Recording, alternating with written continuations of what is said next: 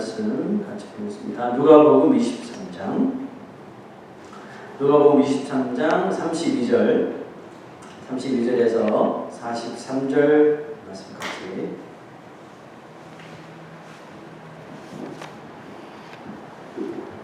주신 하나님의 말씀입니다. 같이 봉독하겠습니다. 시작. 또 다른 두 행악자도 사형을 받게 되어 예수와 함께 끌려가니 회보리라 하는 곳에 이르러 거기서 예수를 십자가에 못 박고 두 행악자도 그렇게 하니 하나는 우편에 하나는 좌편에 있더라. 이에 예수께서 이르시되 아버지 저들을 사하여 주옵소서 자기들이 하는 것을 알지 못함이니이다 하시더라. 그들이 그의 옷을 나눠 제비 뽑을새 백성은 서서 구경하는데 관리들은 비웃어 이르되 저가 남을 구원하였으니 만일 하나님이 택하신 자 그리스도이면 자신도 구원할지어다 하고 군인들도 희롱하면서 나와 신포도주를 주며 이르되 내가 만일 유대인의 왕이면 네가 너를 구원하라 하더라. 그의 위에 있는 유대인의 왕이라 승패가 있더라. 달린 행악자 중 하나는 비방하여 이르되 네가 그리스도가 아니냐 너와 우리를 구원하라 하되 하나는 그 사람을 꾸짖어 이르되 내가 동일한 정죄를 받고서도 하나님을 두려워하지 아니하느냐 우리는 우리가 행한 일에 상당한 보응을 받는 것이니 이에 당연하거니와 이 사람이 행한 것은 옳지 않은 것이 없느니라 하고 이르되 예수여 당신의 나라에 임하실 때에 나를 기억하소서 하니 예수께서 이르시되 내가 진실로 내게 이르노니 오늘 내가 나와 함께 낙원에 있으리라 하시니라. 예수님의 생애에 대한 말씀은 이제 종착역을 향해 나가고 있습니다. 수많은 사람들에게 그 환대와 또 환영을 받으며 예루살렘에 입성하셨던 예수님이 불과 정말 5일이 지나지 않아서 십자가라고 하는 그 당대 최악의 사형 도구에 매달려 이제 이 지상에서의 사역을 끝맺게 되셨습니다. 예수님이 이 땅에 성육신 하신 후에 그 생애와 그 사역 가운데 가장 어떻게 보면 디테일하게 예수님의 삶을 묘사하고 있는 장면을 뽑으라면 공교롭게도 예수님의 마지막 임종 순간이었다는 겁니다. 그 사복음서의 저자들은 앞다투어 예수님의 그 마지막 순간을 자세하게 기록을 하였는데요. 이렇게 한 이유는 그리스도의 죽음이 바로 역사적인 사실임을 분명하게 하기 위함입니다. 예수님의 죽음은 보통 사람의 죽음과 동일한 그런 물리적인 죽음이셨어요. 그냥 심장과 또 숨이 멈추고 또 뇌의 활동이 중지되고 몸의 체온이 떨어지며 몸이 딱딱하게 굳으며 돌아가셨습니다. 그러나 예수님의 죽음은 일반적인 사람의 죽음과 완전히 차별화가 된 한 가지가 있었는데 그것은 바로 예수님의 죽으심으로 온 인류를 향한 그 구원이 성취되었다는 것입니다. 그 누구도 이 세상에서 할 수 없는 왜 죄인들이기 때문에 도저히 할 수 없는 일을 하나님이셨던 예수님이 이 땅에 성육신하셔서 모든 죄인들의 대표로 죽으심으로 말미암아 십자가에서 그 구원을 성취해 주셨다는 것입니다. 이 세상에는 죽음으로 인하여 좋은 영향을 끼친 수많은 사람들이 있지요. 하지만 예수님의 그 십자가의 죽음은 그 어떤 죽음과 비교할 수 없는 가장 경이롭고 또 위대한 신비를 지니고 있습니다. 인간의 어떤 학문이나 또 인간의 어떤 고고한 연구를 총동원하더라도 절대로 그 깊이를 알 수 없는 아주 어메이징한 사건이 바로 십자가의 죽음이시라는 겁니다. 그러므로 예수님의 죽음은 역사적인 차원에서 보면 비교적 쉽게 이해하고 설명할 수가 있습니다. 왜냐하면 다른 사람들 어떤 위인이 죽은 것처럼 똑같이 돌아가셨기 때문이죠. 하지만 십자가에서 죽으시면서 이루어주신 그 구원에 대해서는 그 누구도 이것을 정말 클리어하게 설명할 수가 없는 바로 초자연적인 하나님의 작품이고 전능하신 하나님만이 감당할 수 있는 영역이고 또 역사라는 사실입니다. 그 하나님의 인류에게 구원을 성취하신 장소가 어딜까요? 아주 거대하고 화려한 이 땅의 최고의 왕궁의 보좌도 아니고 만민이 모두 바라볼 수 있는 그런 높은 구름 위도 아니었습니다. 그것은 바로 잔인하게 사람을 죽인 강도들이 죄의 대가를 지불받던 끔찍하고 무서운 바로 십자가 위에서라는 겁니다. 상상조차 할 수 없는 두려움과 공포가 있고 정말 잔인하게 마지막 호흡을 거두어가 버리는 그 사형틀인 십자가에 매달리신 예수님께서 그렇게 마지막 피 한 방울까지 다 흘리시면서 자신의 이 지상 사역과 이 땅에서의 생애를 마무리하셨다는 겁니다.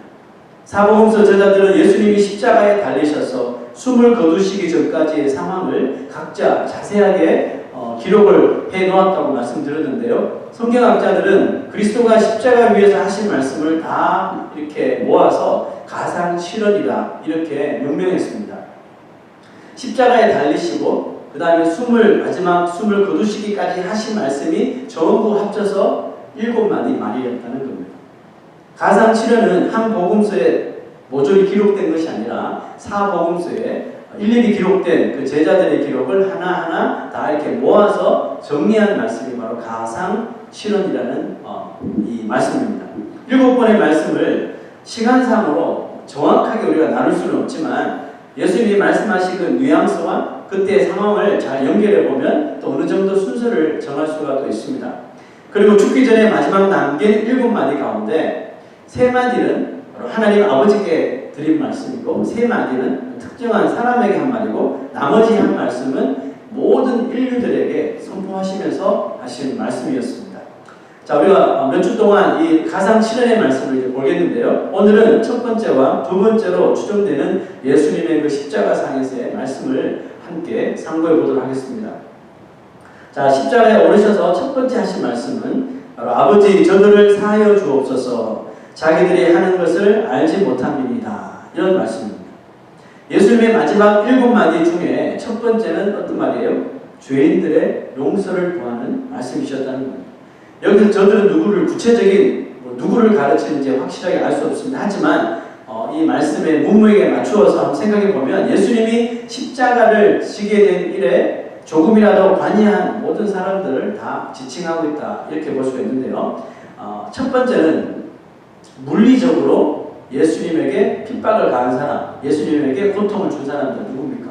군인들이겠죠. 채찍을 가하고 손과 발에 못을 박고 허리에 창을 찌르고 가시 면류관을 쓰게 만들고 침을 뱉으며 조롱을 했던 그 사람들. 두 번째는요, 직접적으로 예수님께 고통을 주진 않았지만 예수님을 모함하고 예수님을 배신했던 사람들이겠죠. 세 번째는 누굴까요? 세 번째는 영적으로 십자가 사건 이전과 이후에 모든 죄인들을 다 총괄하여서 말할 수 있습니다. 그러면 이 세 번째 영적으로 이 십자가 사건 이후에 태어난 우리 죄인된 우리도 바로 여기에 다 포함되는 것입니다. 예수님은 바로 이런 사람들을 위하여 저들의 죄를 사하여 주시옵소서라고 하나님 앞에 기도하신 거예요.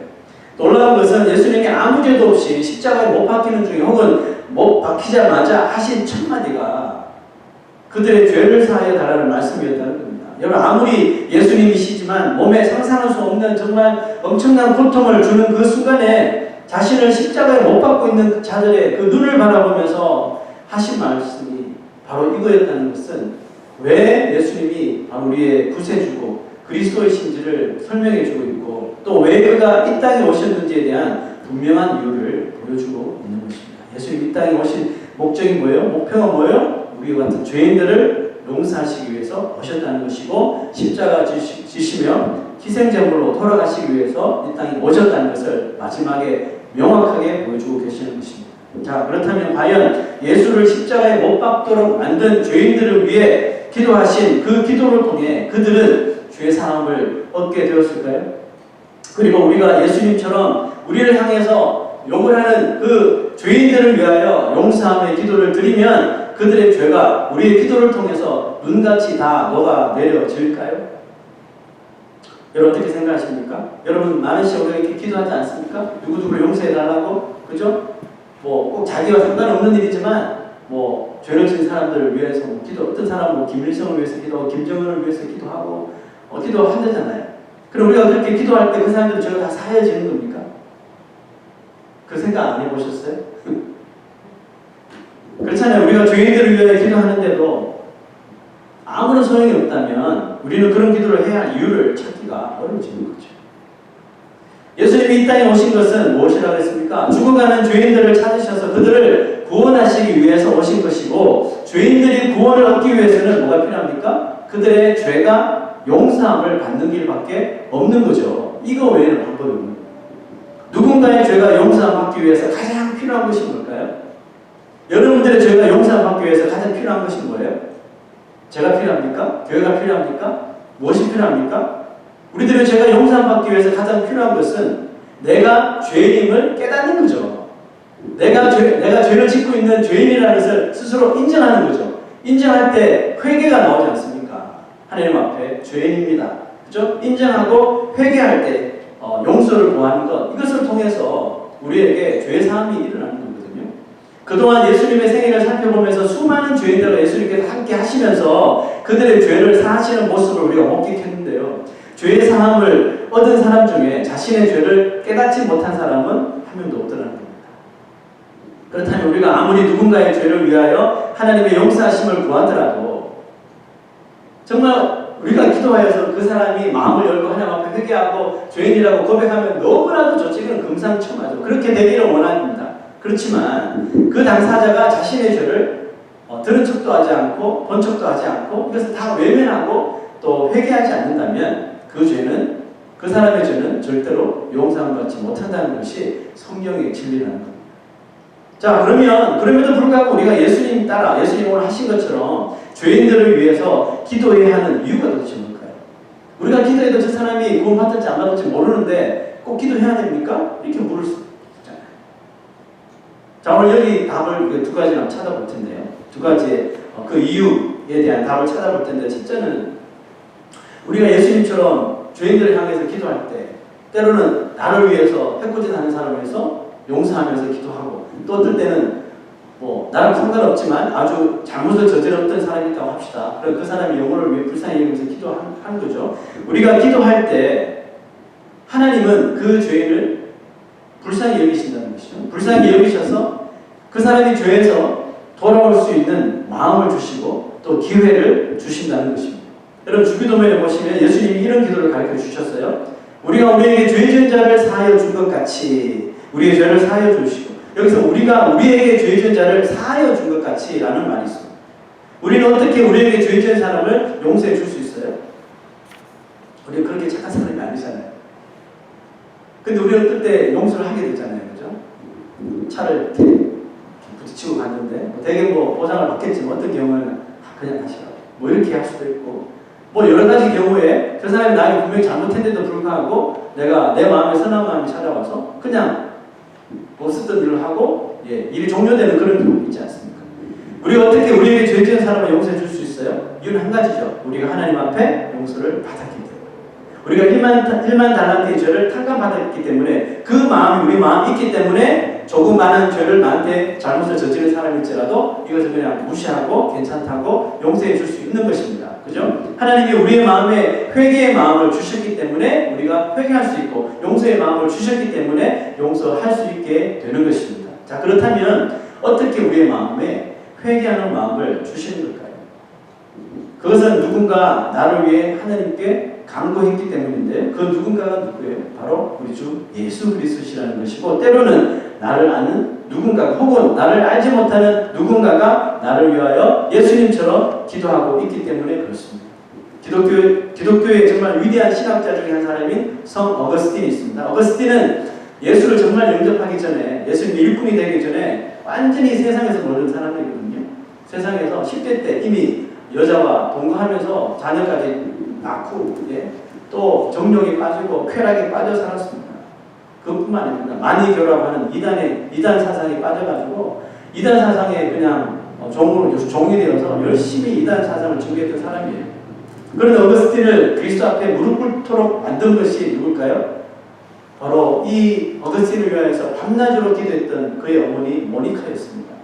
모니카는 그렇게 이 어거스틴이 하나님의 종이 되기를 기도했지만, 어거스틴은 그 반대로 계속해서 튕기져 나가듯이 자기의 기도하는 정반대로 계속 나갔거든요. 몇십 년을 그렇게 세상에서 방황하면서 살았던 거죠. 그럼에도 불구하고 모니카는 포기하지 않았어요. 왜? 그의 생명을 이미 하나님 앞에 맡겼기 때문에 계속적으로 몇십 년이 지났지만 그 기도를 중지하지 않았던 거예요.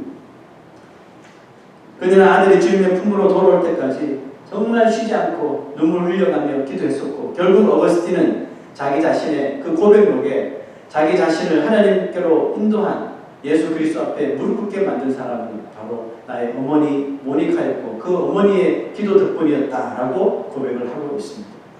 우리 그리스도인들은 철저하게 예수님의 삶을 그대로 따라 살기 위해서 우리 인생을 하나님께 다 바친 사람들이죠. 아멘입니까? 그렇죠.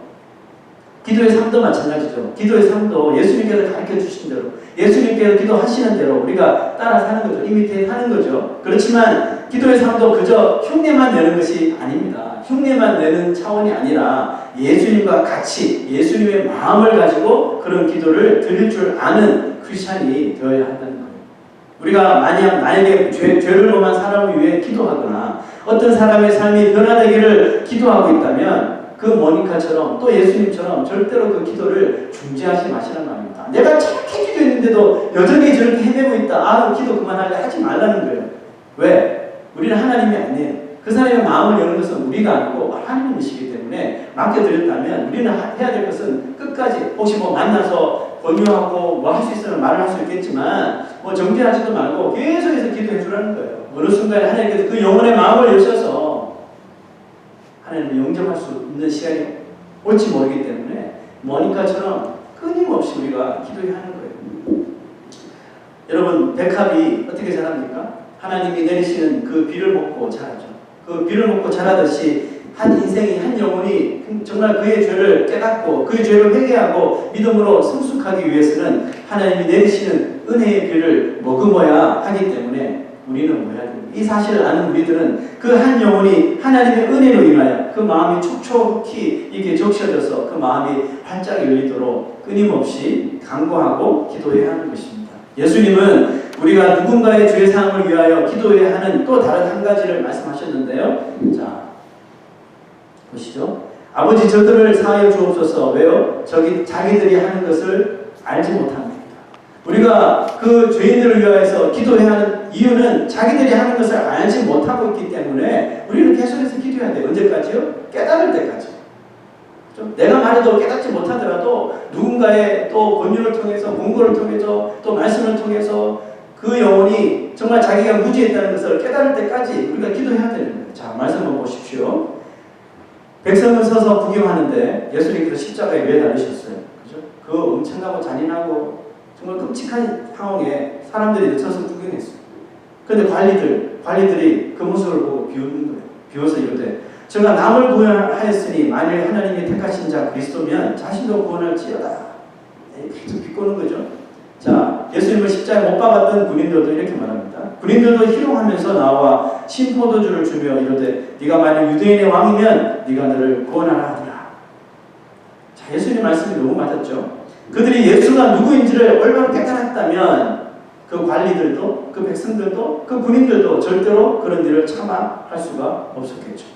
무지막지하게 예수를 십자가에 못 박은 군인들은 그들의 상관과 또 지도자들 때문에 그토록 무서운 죄를 지고 있는 것입니다. 왜? 그렇게 해야지 돈이 나오고 그렇게 해야지 셀러리가 올라가고 보너스를 받고 그러니까 더 심하게 더 잔인하게 예수를 학대를 했던 것입니다. 수많은 유대인들이 5일 전만 해도 호산나 호산나 다윗의 자손 메시아여 이렇게 칭송했던 사람들이 5일 만에 크루스파임 저를 십자가에 못 박으소서 바라바를 풀어주소서 이런 말을 했다는 것은 뭡니까? 그들을 가르친 종교 지도자들의 그런 잘못된 교육의 희생물이었던 것입니다. 그러므로 예수님은 그들의 무지 때문에 그들의 무지로 인하여 버리고 있는 그 죄를 어느 날 그들이 깨달을 수 있도록 그 십자가 위에서 입을 열어 기도해 주신 것입니다.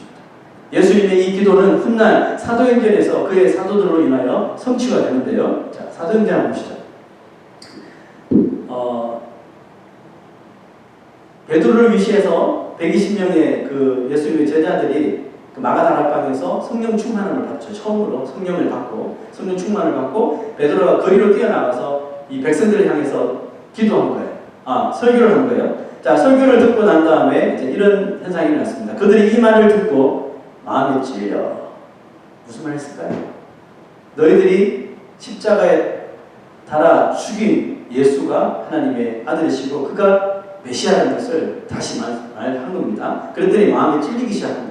그들이 이미 못 박았으니까 마음에 찔려 베드로와 다른 사도들에게 물어 이르되 형제들아 우리가 어찌할꼬. 마음의 찔림을 받으면 그 다음에 단계는 뭡니까? 그럼 내가 뭘 해야 되지? 이런 퀘스천이 들어오겠죠. 자, 근데 베드로가 이렇게 이야기합니다. 베드로가 이르되 너희가 회개하여. 한 가지밖에 없어요. 예수를 그렇게 무시하고 인정하지 못하고 십자가에 못 박았다면 그 죄를 용서받는 길밖에 없잖아요. 용서받기 위해서 회개하는 길밖에 없는 거예요. 회개하여 각각 예수 그리스도 이름으로 세례를 받고 죄 사함을 받으라. 자, 베드로의 이 권유를 듣고 백성들의 반응을 보세요. 그 말을 받은 사람들은 세례를 받음에 이날의 신도의 수가 3,000이나 되더라. 예수님을 갈보리 골고다에서 못 박을 때 그 현장에 있던 사람들이 얼마나 되었을까요? 예수님을 빌라도 앞에서 크루시파잉, 예수님을 십자가 못 박으셔서 말했던 사람들은 몇 명이나 되었을까요? 오늘 베드로 앞에서 설교를 들었던 그 사람들 중에 3,000명이나 되는 사람들이 일순간에 자신들이 죄인임을 깨닫고 회개하는 역사가 일어났어요. 이 중에 예수 그리스도를 십자가에 못 박으러 말했던 사람이 없었을까요? 있었다는 것이죠. 예수님을 또한 물리적으로 핍박했던 그민들 중에도 예수님이 하나님이심을 믿게 된 일이 일어납니다. 마태복음 보시죠. 백부장과 및 함께 예수를 지키던 자들이 지진과 그 일어난 일들을 보고 심히 두려워하여 이르되 이는 진실로 하나님의 아들이었도다 하더라. 예수님의 그 기도에 마음이 당장 열려지지 않는 사람이 거의 전부이긴 했지만 하나님은 예수님의 기도를 들으시고 그 기도로 인하여 그들에게도 예수님을 무시하고 예수님을 못 박으라고 했던 또 친히 못 박았던 사람들에게도 진리를 들을 수 있는 기회를 주시거나 그 진리됨을 볼 수 있는 눈을 열어주셨다는 것입니다. 하지만 때로는 예수님의 기도에 또 우리의 간절한 기도에 즉시로 어떤 사람이 마음에 깊은 깨달음을 얻어서 마음이 변화되는 사람들도 역시나 있습니다. 우리가 그게 다 원하는 거죠. 우리가 기도할 때 그 다음날 아침에 연락이 와서 내가 예수를 믿어야 될 것 같아. 이런 말을 들리고 여러분이 그거 정말 원하잖아요. 근데 많은 경우 그렇게 되지 않는 경우가 더 많죠. 그러나 어떤 경우는 즉시로 반응이 올 때도 있어요. 자, 오늘 바로 예수님 옆에 매달린 한 강도가 바로 그와 같은 케이스인데요. 자, 보시죠.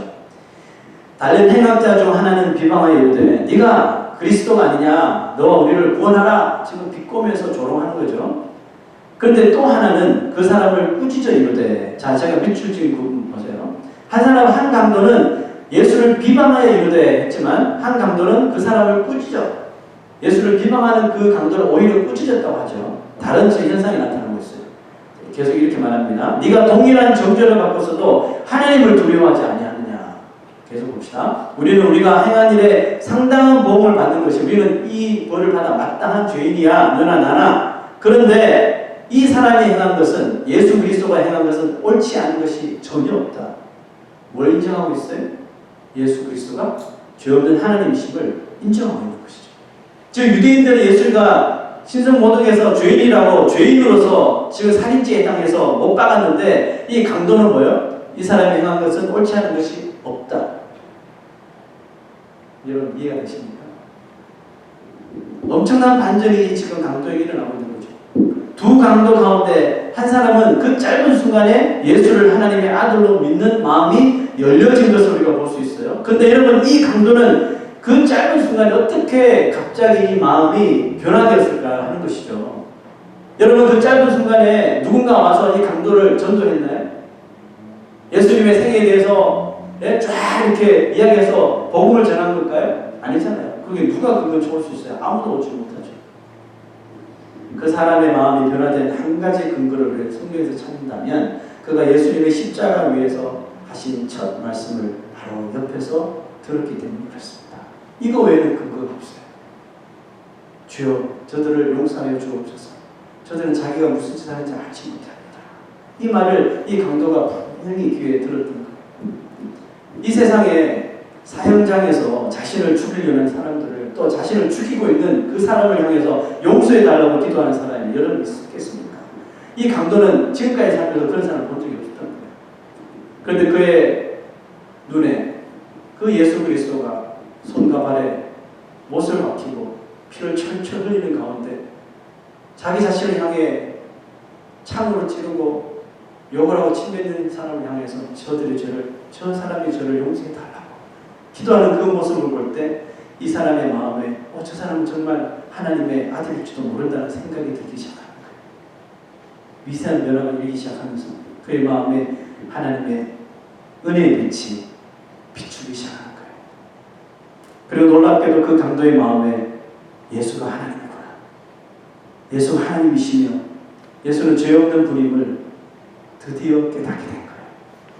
그리고 그 강도에게 저 사람이 옳지 않은 일을 행한 적이 한 번도 없다라고 당당하게 마치 예수 그리스도를 변호하듯이 말하는 것입니다. 그리고 엄청난 변화가 그 짧은 순간에 일어난 거예요. 죄인이 자신의 죄를 깨닫는 것은 어떤 현상일까요? 오직 성령의 역사죠. 오직 성령의 역사로 인하여 이루어지는 것입니다.